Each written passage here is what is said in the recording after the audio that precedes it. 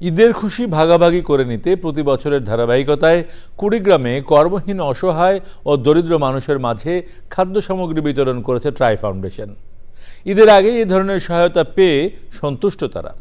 কুড়িগ্রাম প্রতিনিধি শ্যামল ভৌমিকের তথ্য ও ভিডিওচিত্রে আল মুকসিদের রিপোর্ট। বিকাশ পেমেন্টে 10,000 টাকার বেশি অফার, শপিং চলছে তো। 16টি নদ নদী বেষ্টিত সর্ব উত্তরের জেলা কুড়িগ্রাম। এখানকার অনেক মানুষই দরিদ্র সীমার নিচে বাস করেন। ঈদের সময় তারা খাদ্য সামগ্রীর আশায় বিত্তবানদের কাছে ছোটাছুটি করেন। গত 2 দশকের ধারাবাহিকতায় ঈদের খুশি ভাগাভাগি করে নিতে সহায়তার হাত বাড়িয়ে দিয়েছে ট্রাই ফাউন্ডেশনের সদস্যরা। কুড়িগ্রাম শহীদ মিনার চত্বরে জেলা শহরের বিভিন্ন বস্তি ও চর এলাকার 2 শতাধিক সুবিধাবঞ্চিত পরিবারের মাঝে খাদ্য সামগ্রী বিতরণ করা হয়।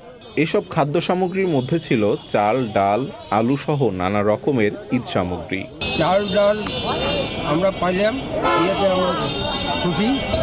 গরিব মানুষ কেনাকাটা করতে পারি না, আজকে চাল ডাল পাইলাম, চাল ডাল দিবেন, আমরা খায়া আমরা খুব খুশি। ট্রাই ফাউন্ডেশনের এমন উদ্যোগকে সাধুবাদ জানিয়েছে স্থানীয় সুধীজনরা। ঈদের সময় এই গরিব মানুষদের এগুলো পাওনা থাকে, আর সেইটা ট্রাই ফাউন্ডেশন করছে, সেটার জন্য অনেক ধন্যবাদ।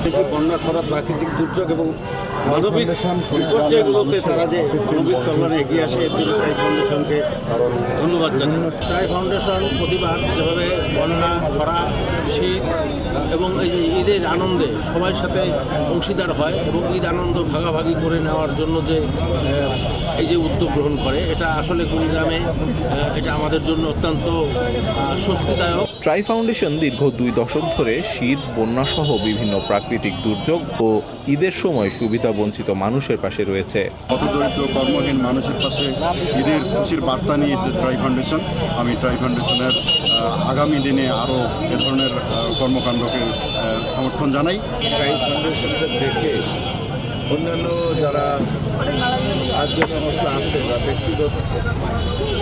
ব্যক্তিগত পর্যায়ে যারা সামর্থ্যবান আছেন, তারা এই অসহায় মানুষদের পাশে দাঁড়াবেন, তাদের সাহায্য করবেন, আমরা এটাই বিশ্বাস করি। সরকারের পাশাপাশি ট্রাই ফাউন্ডেশনের মতো অন্যান্য স্বেচ্ছাসেবী সংগঠন ও সামর্থ্যবান ব্যক্তিবর্গ এগিয়ে আসলে দরিদ্র ও কর্মহীন মানুষের কষ্ট অনেকাংশেই লাঘব হবে। সকলেই ঈদের খুশি ভাগাভাগি করে নিতে পারবে বলে মনে করেন সংশ্লিষ্টরা। আল মুকসিদ, চ্যানেল আই।